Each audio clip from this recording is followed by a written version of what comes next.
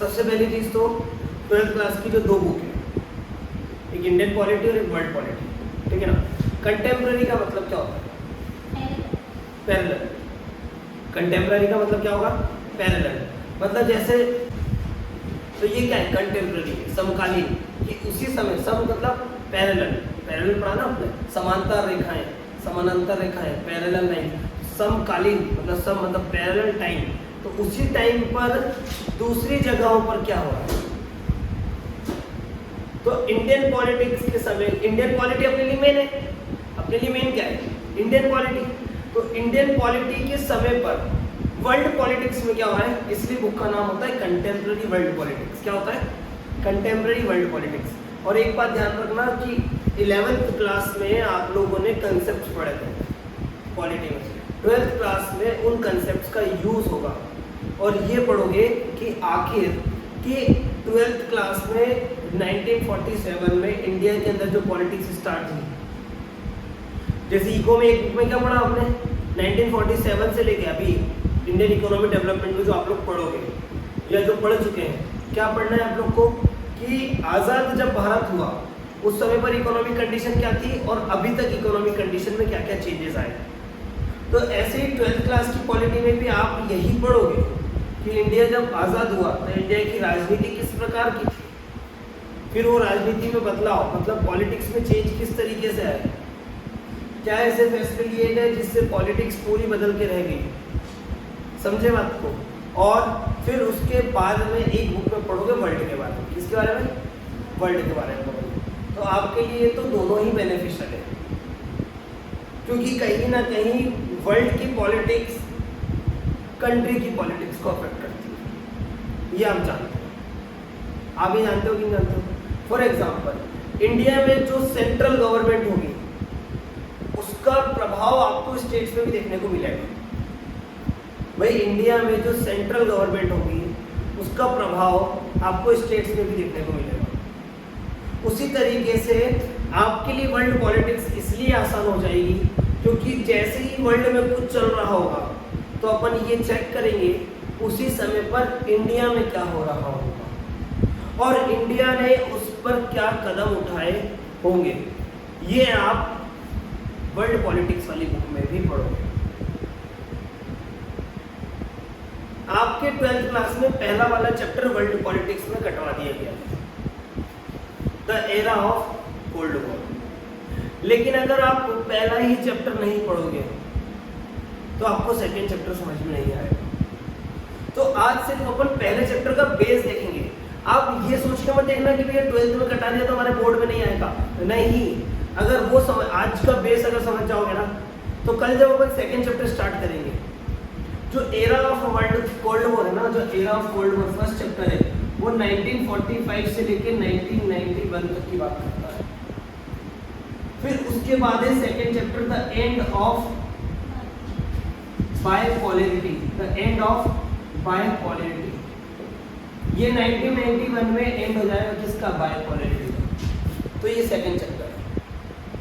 तो second chapter में आप देखोगे कि द्विध्रुवीयता खत्म हुई, तो ये तो देखो कि द्विध्रुवीयता होती क्या है, बायपोलैरिटी होती क्या है और ये बायपोलैरिटी किस तरीके से जनरेट हुई, इसके कारण क्या थे, किस प्रकार वर्ल्ड पॉलिटिक्स में बायपोलैरिटी का जन्म हुआ। ये वर्ड जो है ये नया है, लेकिन जैसे ही मैं नाम ले दूंगा आप समझ जाओगे। सीनियर तो समझते हैं, जूनियर तुम लोग भी समझ जाओगे। तो पहले वाले में अपन सिर्फ आज के दिन बेस देखेंगे कि आखिर क्या स्टार्ट हुआ बायपोलैरिटी का और क्यों स्टार्ट हुआ बायपोलैरिटी। ऐसे क्या सर्कमस्टांसेस बने कि दुनिया में 2 ही देश पावरफुल रह गए और बाकी देशों की पावर कम हो गई। क्या ऐसे कारण रहे कि दोनों देश पावरफुल तो हुए लेकिन कभी एक दूसरे से आज तक आमने सामने होकर नहीं लड़े। क्या ऐसे कारण होंगे कि ब्रिटेन फ्रांस को पीछे जाना पड़ा और नए देशों को उभर के आगे आना पड़ा। क्या ऐसे कारण होंगे कि दुनिया की राजनीति पे इन दोनों देशों का वर्चस्व एग्जिस्टेंस सबसे बड़े लेवल पे जा चुका है। तो पहले वाले चैप्टर में आज अपन पढ़ेंगे या बेस देखेंगे सेकेंड चैप्टर का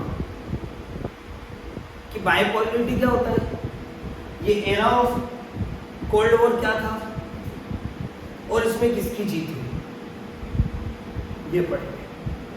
लेकिन इसके पहले भी आपको थोड़ा बेस और जानने की जरूरत है, क्योंकि जब तक बेस नहीं जानोगे ना भाई तब तक राजनीति नहीं समझ पाओगे। जैसे आज बीजेपी पावर में है, तो बीजेपी पावर में क्यों है उसका बेस जानना जरूरी है, क्योंकि कांग्रेस कमजोर हुई थी भ्रष्टाचार की वजह से, ये बेस है। क्योंकि लोग थक चुके थे कांग्रेस के नियम कानून को फॉलो करते करते, तो इसलिए लोग बदलाव चाहते थे। और डेमोक्रेसी बोलती है कि बदलाव ही प्रकृति का क्या है, नियम है। या डेमोक्रेसी उस चीज को एक्सेप्ट करती है। तो कोई भी चीज पढ़ोगे तो उसका बेस पढ़ोगे, समझे बात को। तो पहला चैप्टर में वर्ल्ड पॉलिटिक्स में जो आज अपन पढ़ेंगे बहुत इंपॉर्टेंट है, क्योंकि आज जो पढ़ेंगे ना वही आने वाले सारे चैप्टर का कहीं ना कहीं अंश बन के आगे आएगा, एक पोर्शन आगे बन के आएगा, एक पार्ट आगे बन के आएगा। तो यहाँ ध्यान से सुन लेना, तुम भी इधर। अब आप लोगों को एक चीज तो मालूम है, क्योंकि आप लोग 10th अच्छे से पढ़े हो, 11th में इस चीज का कोई रोल नहीं था, 1% भी रोल नहीं था। लेकिन 10th में आप बहुत अच्छे से पढ़े और 9th में तो आपने बहुत गहराई में जाना है। और नहीं जाना तो कोई बात नहीं, बस मैं जो यहाँ बताते जाऊँगा बस वो यहाँ ध्यान से सुनते जाना और दिमाग में उतारते जाना। क्योंकि आज अपन जिस लेवल की बात करेंगे उस लेवल की बातें आज अपन जो कर रहे हैं वो मर्ज करेंगे, मतलब मिक्स करेंगे सारी चीज़ें। वो मिक्स करके जब आपके सामने सारी चीज़ें आएंगी तो उसको आपको हजम करना है, आपको डाइजेस्ट करना है। आपने मैं पर्टिकुलर नहीं बोलूँगा एक भी क्लास की 9th या 10th या 11th, मैं आपको बोलूँगा लोअर क्लास। क्या बोलूँगा? Lower class. मतलब आप समझ जाना कि पिछली क्लासेस की बात कर रहे हैं, ठीक है। जब मैं लोअर क्लास बोलूँ तो आप समझ जाना पिछली क्लासेस की बात है। तो ये उस समय का वक्त था जब दुनिया में ब्रिटेन और फ्रांस का बोलबाला खतरनाक लेवल पर था। किसका? ब्रिटेन और फ्रांस का। बंद हो रहा है क्या? बता देना। दुनिया में कौन से कंट्री का बोलबाला था? ब्रिटेन और फ्रांस का। क्योंकि दुनिया में सबसे पहले इंडस्ट्रियलाइजेशन कहां पर आया? ब्रिटेन और फ्रांस। और जहां पर भी इंडस्ट्रियलाइजेशन आएगा वहां पर कैपिटलिज्म ग्रो करेगा। आप जानते हैं कैपिटलिज्म मतलब पूंजीवाद, मतलब इंडस्ट्रियलिज्म, मतलब जहां पर इंडस्ट्रियलिस्ट लोगों की इकोनॉमी बढ़े। और जहां पर भी कैपिटलिज्म आएगा वहां पर एक्सप्लॉयटेशन आएगा। बात को समझना, ये वर्ड समझना। तो मैंने बोला इंडस्ट्रियलाइजेशन मतलब इंडस्ट्रीज ग्रो करेंगी, लेकिन इंडस्ट्री में जो पावर रहेगी क्या लेबर के पास रहेगी? इंडस्ट्रियलिस्ट लोगों के पास रहेगी। और जब इंडस्ट्रियलिस्ट बड़े बड़े बिजनेस क्लास के लोगों के पास पावर रहेगी तो वो कैपिटलिस्ट हो जाएंगे। कैपिटलिस्ट मतलब उनके पास बड़ी पूंजी हो जाएगी। जब उनके पास ज़्यादा पूंजी हो जाएगी तो वो छोटे लोगों को क्या करेंगे? शोषण करेंगे। तो जहाँ जहाँ कैपिटलिज्म वहाँ वहाँ पर एक्सप्लॉयटेशन। अब ये कहानी कम से कम बात कर रहा हूँ मिड 19th सेंचुरी की, 1840, 1850, 1860 के आसपास की बात कर रहा हूँ, जब इंडस्ट्रियलाइजेशन पीक पे है। इंडस्ट्रियलाइजेशन का है पीक पे, कहाँ पर? ब्रिटेन फ्रांस में। लेकिन 10th क्लास में आपने एक चैप्टर पढ़ा है हिस्ट्री का, उस चैप्टर का नाम है द एज ऑफ इंडस्ट्रियलाइजेशन, औद्योगिकीकरण का युग। हुआ क्या कि ब्रिटेन फ्रांस में तो इंडस्ट्रियलाइजेशन था ही, लेकिन उनको देखा देख दूसरे देशों में भी इंडस्ट्रियलाइजेशन शिफ्ट हुआ। और वो इंडस्ट्रियलाइजेशन कहाँ चले गया? जर्मनी और इटली में। कहाँ चले गया? जर्मनी और इटली में। आप खुद सोचो कि आपके पास में 5 स्कॉर्पियो है, पड़ोसी 5 BMW लेकर आ जाएगा, क्या वो चीज़ एक्सेप्टेबल रहेगी आपको? नहीं रहेगी। आप जहां भी रहोगे आप अपने आप को सुप्रीम पावर बना के रखना चाहोगे। और ब्रिटेन फ्रांस का तो पूरी दुनिया के 70 से 80% एरिया में कब्जा था। या फिर 70 से 80% देशों पे उनका कब्जा था। पूरे अफ्रीकन और एशियन कंट्रीज उनके कब्जे में, और साउथ अमेरिकन भी। कहाँ पर? पूरी दुनिया में। किसका? ब्रिटेन, फ्रांस का। अब खुद सोचो, जो इतने ताकतवर हैं और उनके सामने कोई नई ताकत उभरेगी तो क्या ये दोनों दोस्त बन जाएंगे? एक सिंपल कंसेप्ट है ना, लोगों को समझ में नहीं आती वर्ल्ड हिस्ट्री, और वर्ल्ड हिस्ट्री में ही वर्ल्ड पॉलिटिक्स छुपा है। क्यों? क्योंकि हिस्ट्री डिसाइड करेगी राजनीति, इतिहास ही राजनीति डिसाइड करेगा। समझे बात को? क्योंकि जब मैं तुम्हारे घर की अंदर तुमसे पूछूंगा 10 साल पहले बताओ, तो मैंने 10 साल पहले की बात कर रहा हूँ, इतिहास की बात कर रहा हूँ। लेकिन तुम ये भी तो बताओगे कि 10 साल पहले मेरे घर में दादाजी की चलती थी, मतलब राजनीति की बात भी तो आ गई। राजनीति मतलब क्या होता है? राज करने की नीति, the policy of rule, the policy of empire, की एम्पायर की नीति क्या है। तो दुनिया में सबसे पहले पावरफुल कौन? Britain, France.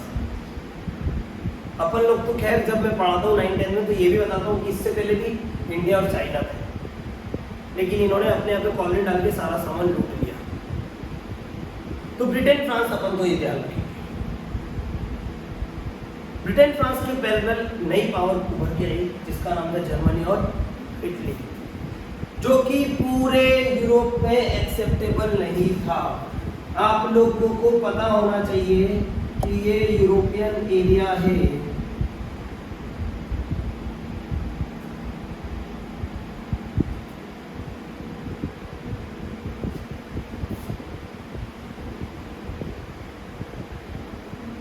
यहाँ पर बाल्कन कंट्रीज है। यहाँ पर क्या है? Balkan countries. क्या है यहाँ पर? Balkan countries. बताता हूँ बाल्कन कंट्रीज क्या होती है। अपन को क्या लगता है? यूरोप दुनिया का सबसे डेवलप्ड कॉन्टिनेंट है, ये लगता है ना अपने को। अपन लोग पढ़ते भी हैं।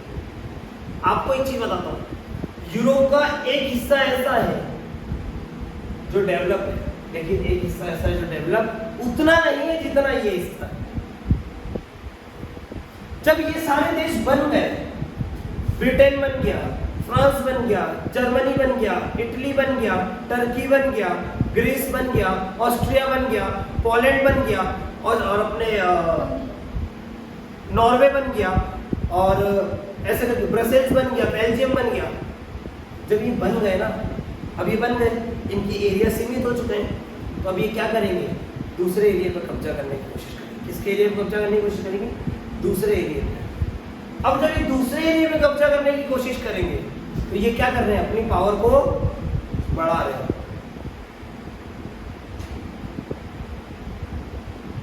और कहीं ना कहीं ये बात सुन लेना जो अब बता रहा हूं, तो जितनी पहुंच ब्रिटेन और फ्रांस की इधर देशों पे नहीं होगी, उतनी पहुंच जर्मनी और इटली की होगी कि नहीं होगी? होगी कि नहीं होगी? यही कारण बना था फर्स्ट वर्ल्ड वॉर का। यहां से राजनीति शुरू करूंगा मैं 12th की। अभी तक बेस बता रहा था। अभी तक क्या कर रहा था? बेस बता रहा था। तो ब्रिटेन, फ्रांस का पावरफुल होना किसी को नहीं अखरा। किसका पावरफुल होना अखरा?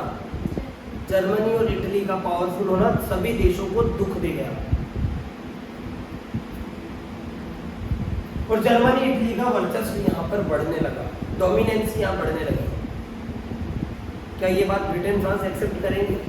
नहीं। इसी के कारण है फर्स्ट वर्ल्ड वॉर। और आप लोगों को पता है फर्स्ट वर्ल्ड वॉर की डेट क्या है? 1914 to 1918।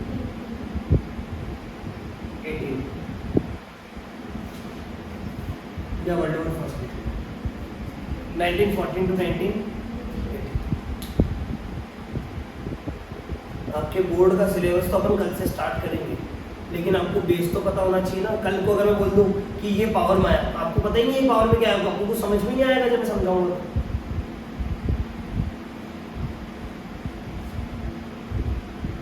1914 से 1918 में फर्स्ट वर्ल्ड वॉर। और कहीं ना कहीं 9th क्लास में जो प्रोफेसर पढ़ा हुआ है, ये जो पहले ध्यान से पढ़ा होगा जिसने कभी, वो ये जानता है कि फर्स्ट वर्ल्ड वॉर के कारण ही कौन सा वर्ल्ड वॉर हुआ? सेकेंड। क्योंकि किसको ह्यूमिलिएट किया गया? जर्मनी। ट्रीटी ऑफ वर्साइलिस, वर्साई की संधि, जर्मनी की पॉपुलेशन ले ली, जर्मनी के रिसोर्सेज ले लिए, जर्मनी का कोल ले लिया, जर्मनी का आयरन ले लिया, जर्मनी की पॉपुलेशन ले ली। जब ये सब ले लिया जर्मनी से, जर्मनी गेट्स ह्यूमिलिएटेड। और जर्मनी से ये लेने के बाद में ये भी बोला कि आपको कर्जा भी देना है। किसी देश को आप हरा दो, ठीक है, लेकिन आप उसको इस तरीके की ट्रीटी में फंसा दो कि उसका आने वाले 100 साल तक डेवलपमेंट ही ना हो, ये तो गलत है। तो फर्स्ट वर्ल्ड वॉर की वजह से ही कौन सा वर्ल्ड वॉर हुआ? वर्ल्ड वॉर सेकेंड, 1939 से 1945। यहां से चैप्टर स्टार्ट होते हैं फर्स्ट वाला 12th का, the era of cold war. The era of cold war. अब 1939 से 1945 तक सेकेंड वर्ल्ड वॉर हुआ। जर्मनी ने किस पे अटैक किया था जब वर्ल्ड वॉर स्टार्ट हुआ? पोलैंड पे। पोलैंड पे अटैक करने से जर्मनी, जैसी जर्मनी ने पोलैंड पे अटैक किया, वैसी ब्रिटेन फ्रांस ने क्या करा, मिलके एक ग्रुप बनाया और पोलैंड का साथ दिया। तो इसलिए जर्मनी ने मदद दी इटली और जापान की। तो ऐसे 3-3 देश करके क्या हो गए, ग्रुप बन गए। तो ऐसे 2 ग्रुप निकल के आए। कितने ग्रुप निकल के आए? 2 ग्रुप। कौन कौन से थे? अलाइड पावर और सेंट्रल पावर। अलाइड पावर को फ्रेंड कंट्रीज भी बोलते हैं, तुम भी सही बोल रहे हो, ठीक है। अलाइड पावर या सेंट्रल पावर। अलाइड पावर में 4 देश और सेंट्रल पावर में 4 देश। अलाइड पावर में 4 देश कौन? ब्रिटेन, फ्रांस, यूएसएसआर और यूएसए। मित्र देश बोलते हैं इनको। सेंट्रल पावर में Germany, Italy, Japan, Austria, Ottoman empire जिसको अपन क्या बोलते हैं, टर्की। ये दोनों एक दूसरे के क्या हो गए, दुश्मन हो गए। World war first second, world war first भी यही जीते थे, वर्ल्ड वॉर सेकंड भी कौन जीते, यही जीते। कौन? Allied power. लेकिन यहां से नया इतिहास शुरू। कई लोग बोलते हैं कि जर्मनी ने ब्रिटेन को 1944 में हरा दिया था, लेकिन क्या हुआ था कि जापान ने अमेरिका के कंटेनमेंट एरिया पर्ल हार्बर पे अटैक कर दिया था। तो जब जापान ने अमेरिका के पर्ल हार्बर पे अटैक किया, जहाँ पर अमेरिका की सैनिक छावनी थी, उस अटैक करने की वजह से अमेरिका को इतना बुरा लगा कि अमेरिका ने उसके ऊपर एटम बम गिराए, जो कि दुनिया को नहीं मालूम थे कि अमेरिका के पास में एटम बम डेवलप हो चुके हैं। वो ट्राई कर रहा था, ये मालूम है, लेकिन डेवलप हो चुके ये नहीं मालूम था। और अमेरिका ने एटम बम गिरा भी दिए नागासाकी और हिरोशिमा। और उसके बाद फाइनली सबको झुकना पड़ा अमेरिका के आगे। कई लोग बोलते हैं कि ये गलत है, क्योंकि जापान अपने आप वीक हो रहा था, तो अमेरिका ने उसके ऊपर क्यों अटैक किया। लेकिन कई लोगों का कहना था कि युद्ध रुक ही नहीं रहा था, 6 साल से युद्ध चल रहा है, रुक ही नहीं रहा है, अब रोकना तो पड़ेगा। कौन रोकेगा? अमेरिका रोकेगा।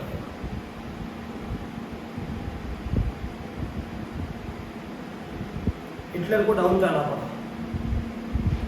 और ये सच भी है। तो 2 बातें कि अगर जापान को नहीं रोका जाता अमेरिका द्वारा उस समय पर, तो ब्रिटेन इतना पावरलेस हो चुका था, ब्रिटेन की पावर इतनी कम हो चुकी थी, क्योंकि वो युद्ध लड़ के थक चुका था। फर्स्ट वर्ल्ड वॉर भी लड़ा, सेकेंड वर्ल्ड वॉर भी लड़ा। ब्रिटेन छोटा सा देश, फ्रांस थोड़ा उससे बड़ा, लेकिन आबादी तो कम ही होगी, पॉपुलेशन। 15 साल पहले युद्ध हुआ, पॉपुलेशन गायब, फिर वापस युद्ध हुआ, पॉपुलेशन गायब।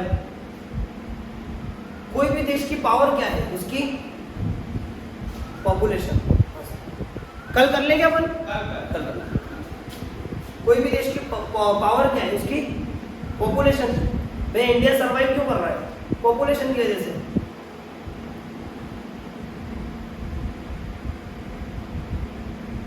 तो कई लोगों का कहना था कि जापान पे जो बम गिरा है सही है। मेरा मानना है सही है। लाखों लोग मारे गए, आज भी उसका प्रभाव देखने को मिलता है, लेकिन क्यों सही थे समझना। जापान आ रहा था उस साइड से एशिया से कब्जा करते हुए, जितने भी ब्रिटेन के एरिया थे उस पर जापान अटैक कर रहा था। इंडिया में भी तो किसका कब्जा था? ब्रिटेन का कब्जा था। वो इंडिया में भी अटैक करता और यहाँ से ब्रिटिशर्स को भगाता। और अगर ब्रिटिशर्स को भगाता तो कौन रहता अपने यहाँ? जापान रहता, जापानीज लोग रहते। तो दो बातें बोली जाती हैं इतिहास में कि अगर सेकेंड वर्ल्ड वॉर ये ग्रुप जीत जाता तो शायद आज इंडिया में और दुनिया में जापानीज लैंग्वेज का प्रभाव देखने को मिलता।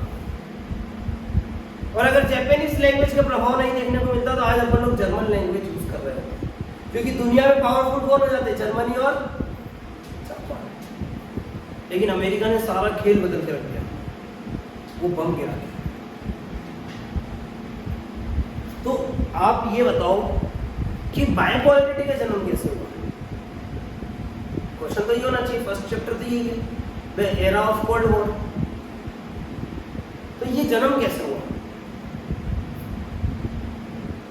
अब 1945 में सेकेंड वर्ल्ड वॉर खत्म हुआ। कब खत्म हुआ?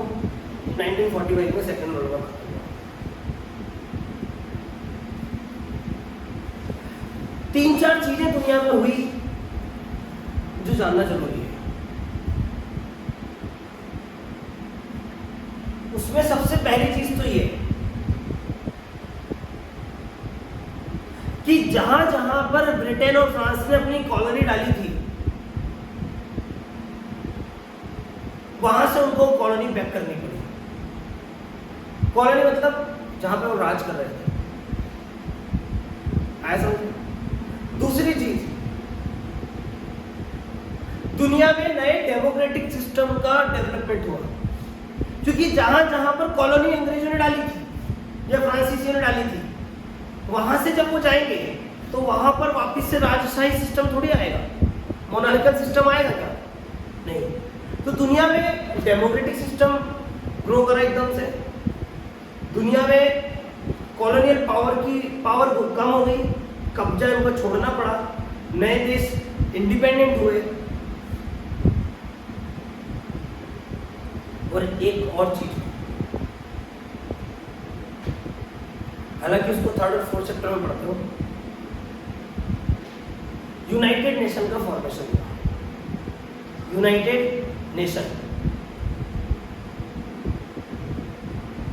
पूरे दुनिया के देश मिलकर दुनिया के लिए कानून बनाएंगे, इसको बोला गया यूनाइटेड नेशन। क्या बोला गया? United nation.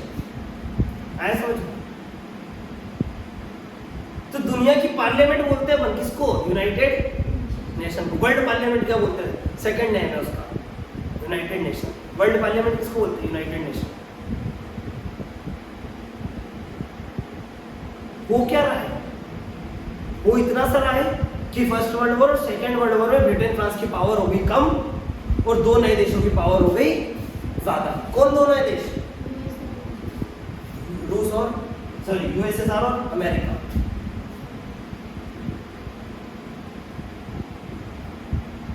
समझ में आया? इन दोनों की तो पॉपुलेशन भी खत्म, इन दोनों देशों ने पूरी दुनिया से जितना पैसा कमाया वो सारा युद्ध में लगा दिया। इन दोनों देशों ने जितना भी रिसोर्सेज को अपने में लिया सब लग गया। सारा एग्रीकल्चर प्रोडक्ट खत्म, प्रोडक्शन पूरा डाउन जा चुका था। 6 साल तक युद्ध में लड़े। अमेरिका का तो क्या था भाई, और रूस का भी क्या था। ये यूरोप है, यहाँ रूस है और अमेरिका यहाँ है। लड़ाई तो यहाँ चल रही थी। ये आते थे यहाँ लड़ते थे, यहाँ से चले जाते थे। ये आते थे यहाँ लड़ते थे, यहाँ से चले जाते थे। भाई जगह किसकी बर्बाद हुई? यूरोप की, ब्रिटेन फ्रांस की, जर्मनी की, इटली की।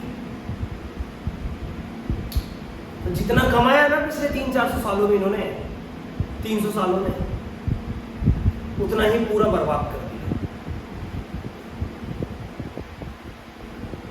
दुनिया को कर्जा देते थे ये देश, इनकी हालत ऐसी हो गई कि इनको कर्जा लेना पड़ा। इनको कर्जा लेना पड़ा किससे? अमेरिका से।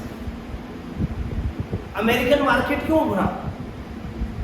इसलिए तो उभरा, अरे लड़ाई तुम्हारे यहाँ चल रही है भाई, लड़ाई तुम्हारे यहाँ चल रही है, कोई दिक्कत नहीं है। तुम प्रोडक्शन करवा नहीं रहे हो, लो मेरे से कपड़े खरीदो, मेरे यहाँ के लोगों को एम्प्लॉयमेंट मिल गया, इकोनॉमी भी बढ़ गई। अरे ठीक है, पैसे मत देना, छोड़ो, बाद में उधार तो हो गया ना। किसकी पावर कम हुई? ब्रिटेन फ्रांस की। और किसकी पावर बढ़ी? एक क्वेश्चन जनरली बहुत ज्यादा उठता है, बहुत ज्यादा। तो अगर जैसे ब्रिटेन फ्रांस की पावर ज्यादा थी, इन्होंने वर्ल्ड वॉर लड़ी और पावर को शो किया, लेकिन अमेरिका और रूस ने लड़ाई क्यों नहीं लड़ी आपस में? ये भी तो लड़ाई लड़ सकते थे और अपनी पावर को शो कर सकते थे। ये क्वेश्चन तुम लोगों से।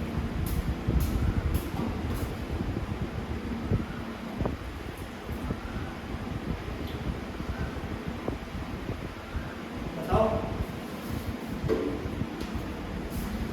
सादिया, तानिया, तुम्हारे को क्वालिटी थी ना 12th में? बताओ।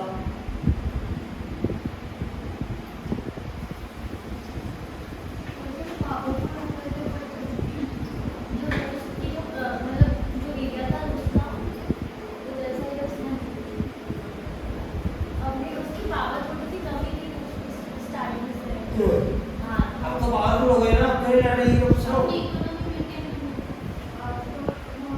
एक मिनट,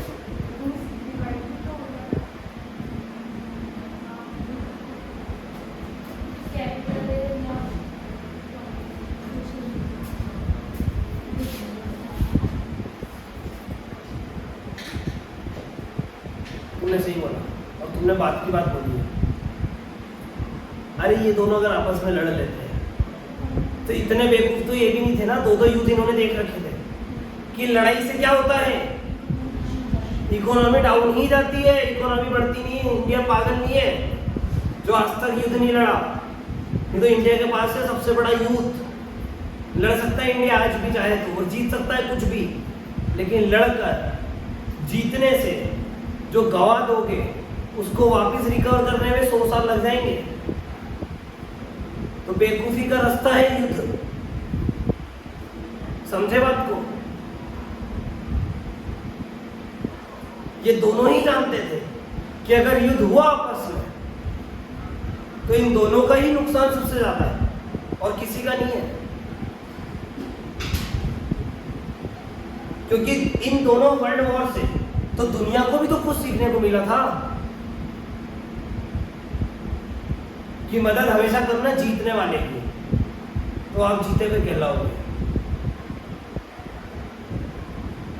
तो अगर विश्व युद्ध स्टार्ट होता, थर्ड वर्ल्ड वॉर शुरू होता,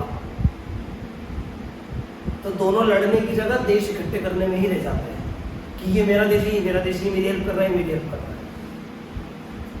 दुनिया ही खत्म हो जाती है, समझे बात को? इसलिए थर्ड वर्ल्ड वॉर नहीं हुआ आज तक। या मैं कह लूं इसलिए रूस और अमेरिका आज तक नहीं लड़े। डायरेक्टली इनडायरेक्टली तो लड़ते हैं। इनडायरेक्टली लड़ाई को तो ही क्या बोलते हैं अपन? Cold war. डायरेक्ट लड़ लेंगे तो वॉर कह देंगे ना।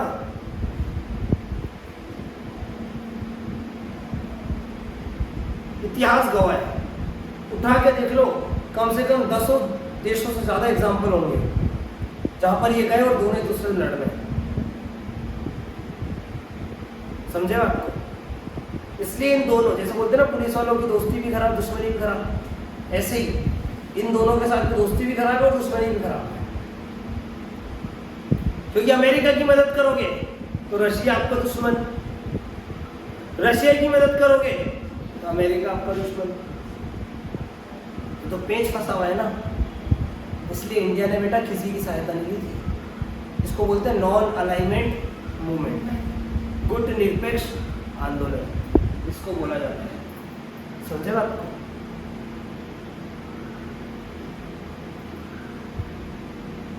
तो 1945 के बाद में दो नए पावर उभर के आए।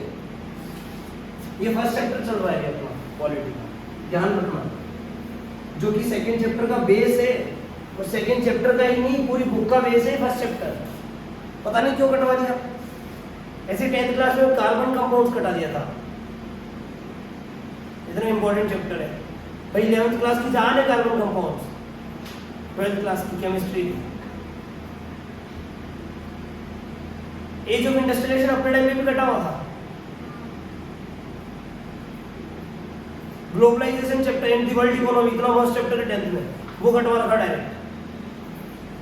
बच्चे वो चैप्टर पढ़ लेना तो ये चैप्टर उनको हलवा लगे, समझे बात को। लेकिन फिर भी जो सोचा होगा वो सही समझ के सोचा होगा, क्योंकि कंटेंट ज्यादा है ना, कितना कवर है, तो क्रीम चीजें पूछते हैं जो रिसेंट में हुई है।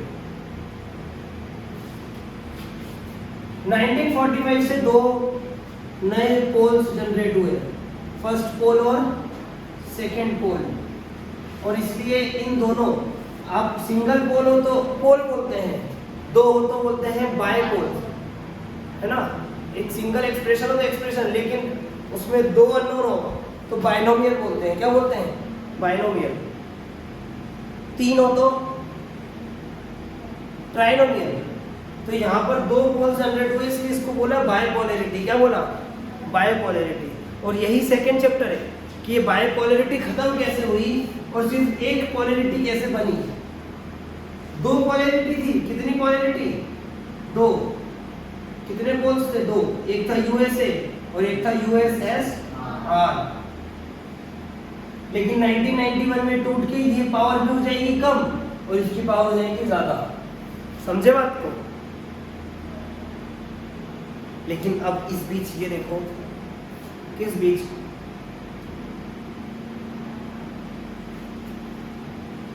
कि 1945 से 1991 तक क्या हुआ?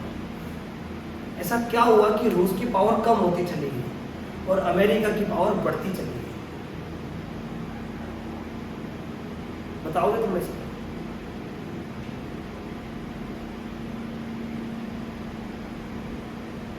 इसका भी बेस सेकेंड वर्ल्ड वॉर और फर्स्ट वर्ल्ड वॉर। सबसे ज्यादा मदद किसने करी सेकेंड वर्ल्ड वॉर और फर्स्ट वर्ल्ड वॉर? अमेरिका ने। इसका एक बहुत बड़ा कंसेप्ट आज भी चल रहा है दुनिया में, उसको बोलते हैं NATO, north Atlantic treaty organisation. जब 1945 में सेकेंड वर्ल्ड वॉर खत्म हुआ ना, तो 1949 में नेटो जनरेट हुआ। हालांकि थर्ड चैप्टर में जानोगे, लेकिन इस किताब में भी गिवन है, फर्स्ट सेकंड चैप्टर में भी नेटो के बारे में है। हुआ क्या? पूरे यूरोप के देशों ने मिलकर डिसाइड किया, और यूरोप के देशों ने मिलकर डिसाइड किया और साथ में एक देश को और रख लिया। किसको? अमेरिका, क्योंकि कर्जदार थे अमेरिका के। आज भी यूक्रेन को सबसे बड़ा आर्म सप्लाई कौन कर रहा है? नेटो, अमेरिका कर रहा है। यूक्रेन से लड़ाई ही क्यों चल रही है रशिया की? क्योंकि यूक्रेन नेटो में ज्वाइन होना चाहता है, और नेटो किसको काउंटर करने के लिए बनाया गया है? रशिया को। हो गए बाइपोल्स। उधर अमेरिका की मदद पूरा यूरोप कर रहा है, उधर रशिया की मदद कौन कर रहा है? सोचने वाली बात। और अमेरिका की मदद भी यूरोप क्यों कर रहा है? सेकेंड वर्ल्ड वॉर में कर्जा दिया था अमेरिका ने, हथियार दिए, पॉपुलेशन दी, कपड़ा दिया, खाने को सामान दिया, पैसा दिया। तो वो अमेरिका की मदद करेगा कि रूस की? अमेरिका की करेगा। कौन?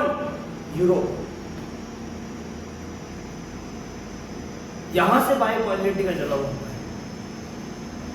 और कहीं ना कहीं रूस इंडिया का तो सपोर्टर है, और देशभक्ति के लिए और देश हित के लिए सब कुछ सही है। मैं पहले बोल रहा हूँ, इंडिया का सबसे बड़ा दुश्मन अगर कोई है, ना पाकिस्तान है ना चाइना है,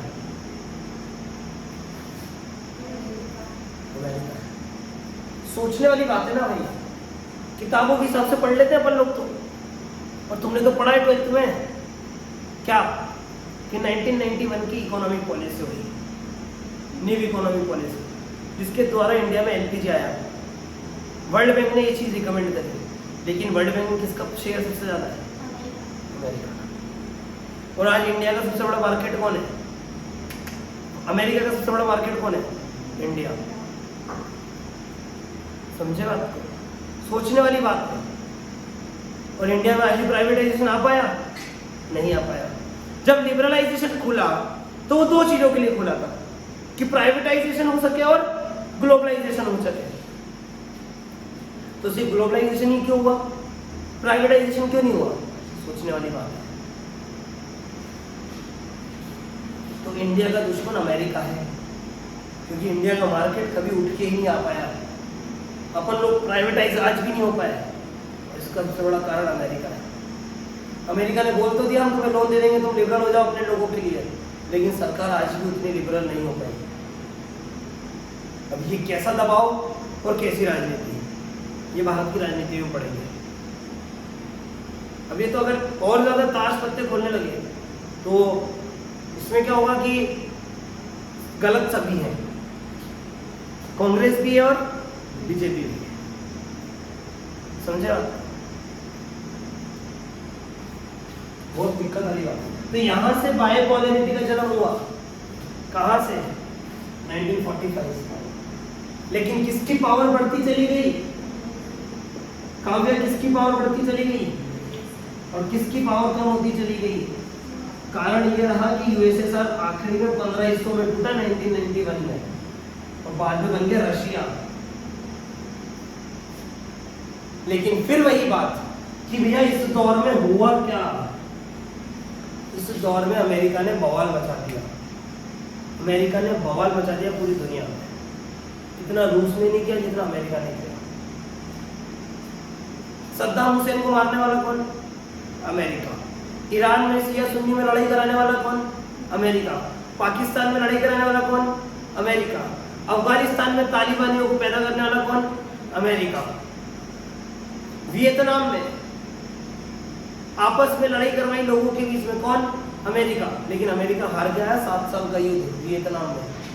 अमेरिका, वहां पे बच्चे लोग लड़ते थे अमेरिका से, बच्चे लोग वहां पे हारा अमेरिका।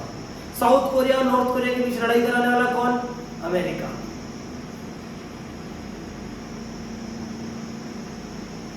तो जब पावरफुल था ही तो और पावरफुल होने की जरूरत क्या थी? उसको डर था यूएसएसआर से, क्योंकि इसके पास भी न्यूक्लियर बॉम्ब थे और ये भी इतना कैपेबल था कि अमेरिका से लड़ सकते हैं। समझे ना? तो सारे बवाल की जड़ जो है वो अमेरिका, और वो सारा बवाल इस समय पर बचा। तो अब एक क्वेश्चन यहां से पूछते हैं कि इस समय पर इंडिया में, अरे इंडिया तो भाई यार दूसरे की मदद कहाँ करेगा जब खुद ही अपनी मदद नहीं कर पा रहा था। पढ़ी ले आप लोग तो, और पढ़ा भी इंडियन इकोनॉमी डेवलपमेंट में आप लोगों ने फर्स्ट सेकंड थर्ड चैप्टर। क्या अपन तो खुद ही 4 बार युद्ध लड़ लिए थे।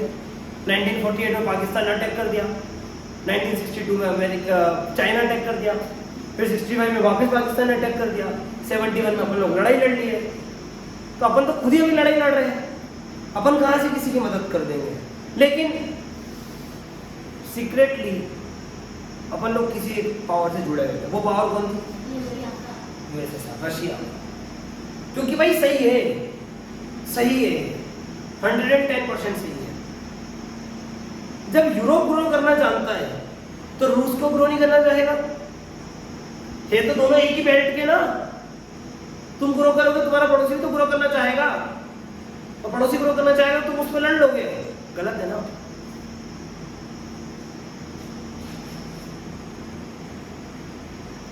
किसी से लड़ने का अधिकार है आपको, लेकिन किसी का शोषण करने का अधिकार आपको नहीं है। क्योंकि लड़ने से पावर शो होती है, लड़ना गलत चीज नहीं है। क्योंकि किसी एक को तो आना पड़ेगा, राजा तो कोई एक ही कहलाएगा ना। लेकिन शोषण करके तो अच्छा राजा बुरा राजा, बुरा राजा।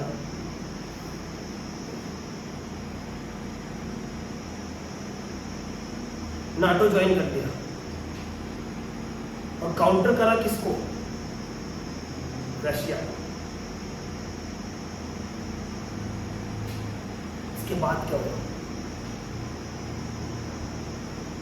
1945 से सारी गाड़ियां गणित चल रही, गाड़ियां चल रही थी। रूस क्या कर रहा था?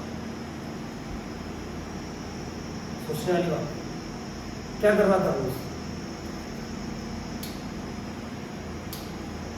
कोल्ड वॉर में क्या होता है? जो अमेरिका का हेल्पर होगा उसको रूस कूटेगा, और जो रूस का हेल्पर होगा उसको कौन कूटेगा? अमेरिका कूटेगा। ये कोल्ड वॉर है। आमने सामने कभी नहीं लड़ेंगे। लेकिन मैंने आपको हमेशा एक चीज बोली, अभी चैप्टर शुरू होने के पहले भी एक चीज बोली, दुनिया में सोशलिज्म के ऊपर हावी होगा कैपिटलिज्म, और यही है पूरी 12th क्लास का सबसे पहले चैप्टर का बेस, सेकंड का भी बेस। अमेरिका कैपिटलिज्म पे फोकस किया, लिबरलिज्म पे फोकस किया और डेमोक्रेसी पे फोकस किया। रूस ने फोकस किया दो चीजों पे, सोशलिज्म और कम्युनिज्म। समझे बात? लिख दूंगा तो दिमाग में जीवन भर के लिए सेट करके रखना। 12th भी तो करके ही रखना, तुम तो कर ही लेना। ये अमेरिका, ये यूरोप, ये रूस, इन दोनों ने मिलकर किस पे फोकस किया? कैपिटलिज्म और डेमोक्रेसी और लिबरलिज्म।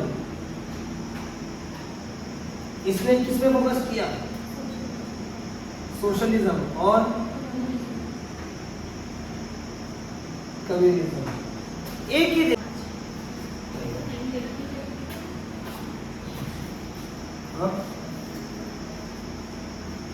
तो इधर तो डेवलप हुआ सोशलिज्म और कम्युनिज्म, और इधर डेवलप हुआ डेमोक्रेसी, कैपिटलिज्म और लिबरलिज्म। यहाँ पर जो बवाल वाली चीज थी वो कम्युनिज्म थी, और यहाँ पर जो बवाल वाली चीज थी वो कैपिटलिज्म। आखिर होता क्या है सोशलिज्म? यहाँ से पांचों चीजों के बारे में समझे। तुमने छवि बोला बाबा, होता क्या है सोशलिज्म?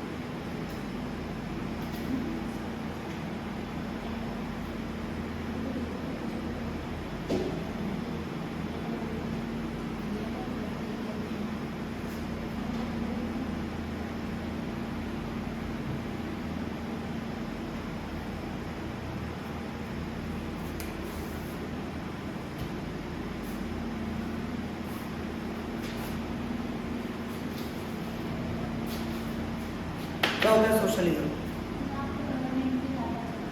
Very good. सोशलिज्म का मतलब होता है समाजवाद। समाजवाद मतलब समाज के लिए कुछ करना, और समाज के लिए कभी भी पूंजीपति लोग कुछ नहीं करेंगे, इंडस्ट्रियलिस्ट लोग कुछ नहीं करेंगे। समाज के लिए अगर कल्याण का काम करेगा, सोशल वेलफेयर के लिए अगर कोई काम करेगा, तो वो होगी गवर्नमेंट। तो जब देश की इकोनॉमी गवर्नमेंट के हाथों में हो, इसको सोशलिज्म बोलते हैं। पढ़ेंगे भी अपन लोग 12th की इकोनॉमिक्स में सेकेंड चैप्टर में, socialist economic system, capitalist economic system और मिक्स्ड इकोनॉमिक सिस्टम। तो याद रखना, हर चीज एक दूसरे से जुड़ी हुई है, क्योंकि अपन उसी टाइम पीरियड की सारी चीज पढ़ रहे हैं, उसी टाइम पीरियड की। तो घूम फिर के तो गणित वही निकल के आना है। तो सोशलिज्म मतलब गवर्नमेंट जब कंट्री को रन करे, इसको बोलते हैं सोशलिज्म। कम्युनिज्म मतलब क्या होता है? ये बवाल मचा हुआ पूरी दुनिया में इसके चक्कर। लोग धर्म को फॉलो नहीं कर रहे हैं इसके चक्कर। लोगों के लिए पैसा ही धर्म हो चुका है। कम्युनिज्म मतलब होता है कि समाज में, समाज के हर वर्ग की बात करूंगा, ईच एंड एवरी कैटेगरी की बात करूंगा तो सोशलिज्म, लेकिन मैं अगर स्पेसिफिक कैटेगरी की बात करूंगा तो कम्युनिज्म। जैसे सिर्फ मैं लेबर की बात करूं तो कम्युनिज्म, मैं फार्मर्स की बात करूं कम्युनिज्म, मैं सिर्फ बिजनेस क्लास की बात करूं कम्युनिज्म। आया समझ? फिर इसके बाद कैपिटलिज्म क्या है? जब गवर्नमेंट देश को ना चलाते हुए कैपिटलिस्ट लोग देश को चलाएं, इसको कैपिटलिज्म बोलते हैं। रूस में इतना एक्सप्लॉयटेशन नहीं था भाई, यूरोप और अमेरिका में था। ये दोनों जानते थे, इसलिए दोनों ने एक दूसरे से क्या करके रखी? दोस्ती करके रखी। भाई रूस तो, आप क्या एक्सपेक्ट करोगे रूस से, जिसके पास इतना तो एरिया, पॉपुलेशन इतनी सी, जिसके पास हथियार भी खूब, जहां की पॉपुलेशन समृद्ध है, वहां पर एक्सप्लॉयटेशन क्या होगा? वहां पे एक्सप्लॉयटेशन करेगा तो राजा करेगा। Tsar Nicholas two, Russian revolution, bloody Sunday incident होना, ड्यूमा का एस्टेब्लिश होना 9th क्लास में, लेकिन जनता खुश, जनता खुश, क्योंकि इतने बड़े एरिया में 2 लोग रह रहे हैं और इतने बड़े एरिया में 200 लोग रह रहे हैं। कहां मारामारी ज्यादा होगी? 200 वालों में। तो अत्याचार कहां होगा? 200 वालों में।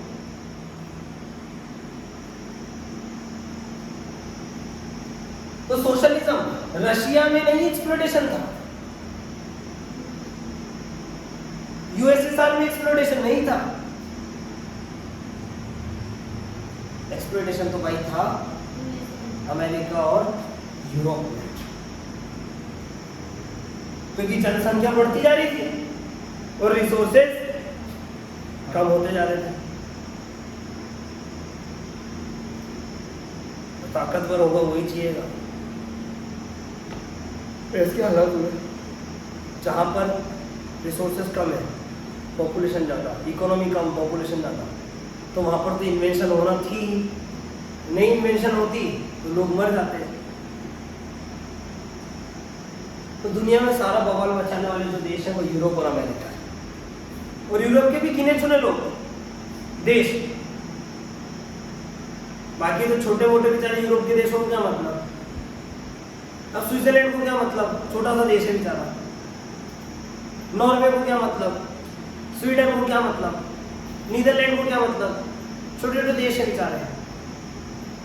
नीदरलैंड फिर भी चलो ठीक है, फ्रांस की पहल पर आ गया था काम में,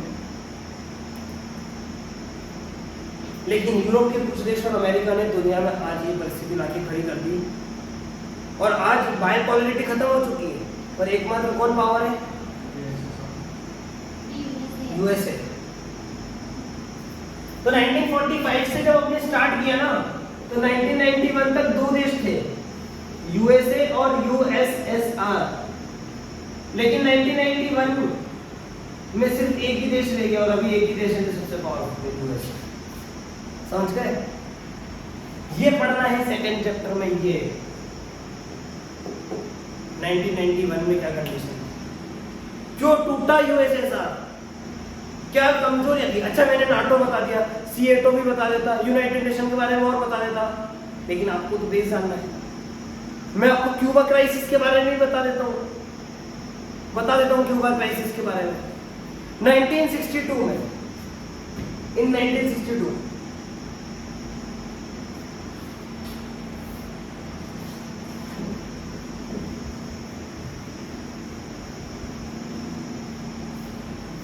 सोशलिज्म को कौन फॉलो कर रहा है?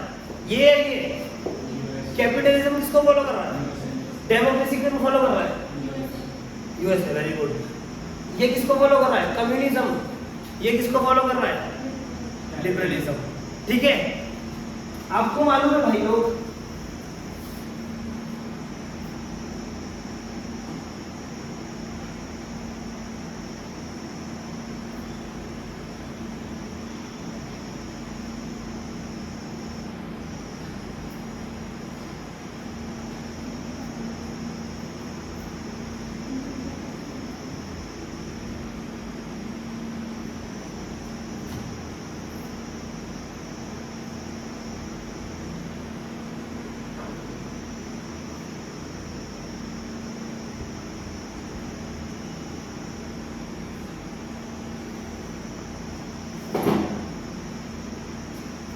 ठीक है, आपको मालूम है ये है जहां से मानव की उत्पत्ति हुई है, अफ्रीका।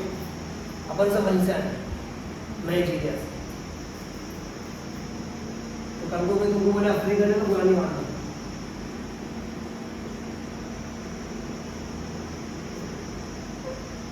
मैं उन सभी कहानियों में से एक कहानी बता दूं कि इनकी लड़ाई किस तरीके से चल रही थी, किनकी, इनकी और इसकी, अमेरिका की।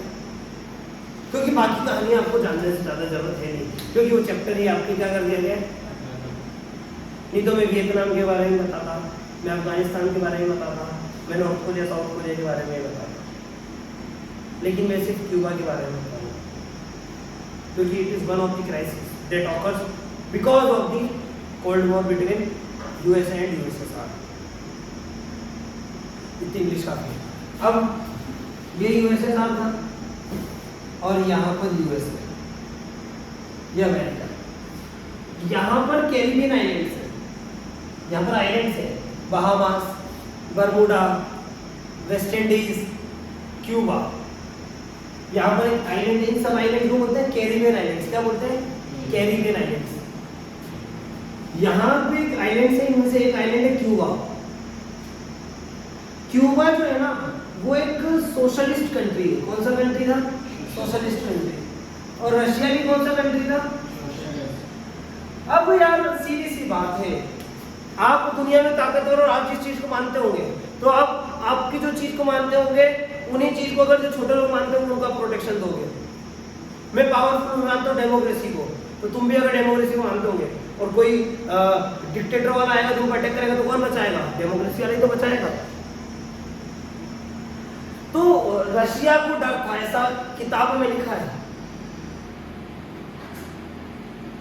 रशिया को डर था कि ये एक सोशलिस्ट कंट्री है और ये कैपिटलिस्ट कंट्री है, ये कहीं इस पे कब्जा ना कर दे, ये कहीं इस पे अटैक ना कर दे।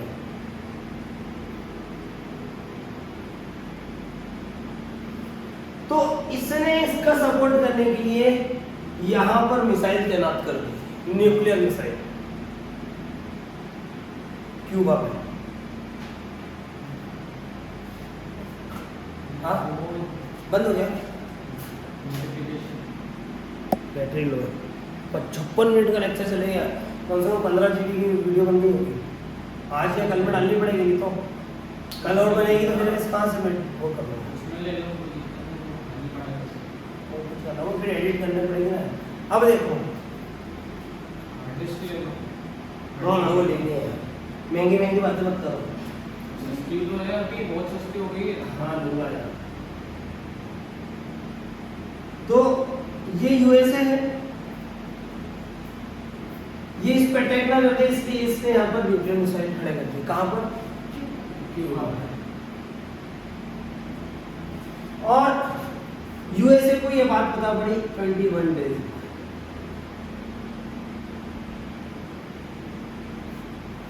ये वो समय था जब पक्का थर्ड वर्ल्ड वॉर स्टार्ट हो जाता, पक्का 110% ये चांसेस थे कि थर्ड वर्ल्ड वॉर शुरू होने वाला है। लेकिन रशिया को बैकफुट पाना पड़ा। अमेरिका ने एक ही चीज बोली कि हमारे यहाँ से क्यूबा भी पास में है और हमारे यहाँ से रूस भी पास में है। अब आप बोलोगे रूस कैसे पास में है? तो बेटा दुनिया है गोल, तो बेटा जब गोल है तो याना इलाका पीछे से क्या होगा, इसके पास में आ रहा होगा ना। ऑब्वियस ही बात है। देखना ग्लोब में पास आ गए, तुम्हारे तुम भी हमारे यहाँ से पास दो, हम भी तुम्हारे यहाँ से पास दो, समझे आप?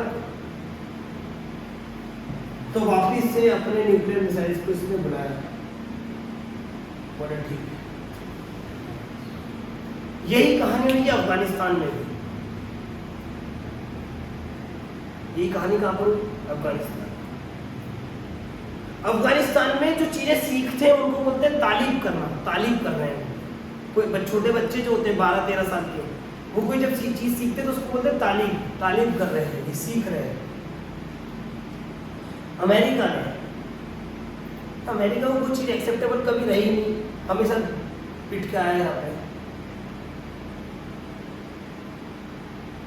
जब रशिया वालों ने अफगानिस्तान में अपनी बस्ती डाली, तब कौन आएगा बचाने के लिए अफगानिस्तान को? अमेरिका। इसलिए तो अपन पाकिस्तान से इसलिए बैकफुट पे थोड़ा रहते हैं। अपन पाकिस्तान से फ्रंट पे लड़ाई क्यों लड़ते हैं? क्योंकि जैसे अपन आज़ाद हुए थे ना, पाकिस्तान ने किसकी मदद ले ली थी? अमेरिका की मदद ले ली, और अपन ने मदद नहीं की थी। अपन ने मना किया था, बोले हम ना अमेरिका के साथ देंगे ना रूस का। लेकिन पूरी दुनिया जानती है हम रूस के साथ खड़े हैं ओपनली। अपन अभी भी ऑयल खरीद रहे हैं, अपन अभी भी ऑयल खरीद रहे हैं रशिया से कम पैसों में। इसलिए खरीद रहे हैं क्योंकि जब अपनी भी वॉर हुई थी 1971 में, तो रूस ने अपनी हेल्प करी थी और डायरेक्ट हेल्प करी थी, और सबसे लड़ा था ब्रिटेन, फ्रांस, अमेरिका, तीनों से, सिर्फ इंडिया के लिए। और आज अपन अगर रूस का साथ नहीं दे तो रूस का एक दोस्त होता है चाइना। चाइना रूस मिल गए, अभी भी अच्छे दोस्त है, पक्के दोस्त है। इंडिया से अच्छा दोस्त है चाइना का रूस। लेकिन अगर इनको अपन ने अच्छे से ओपन नहीं मिलने दिया तो नुकसान किसको है? ना इंडिया इधर का रहेगा ना इधर का।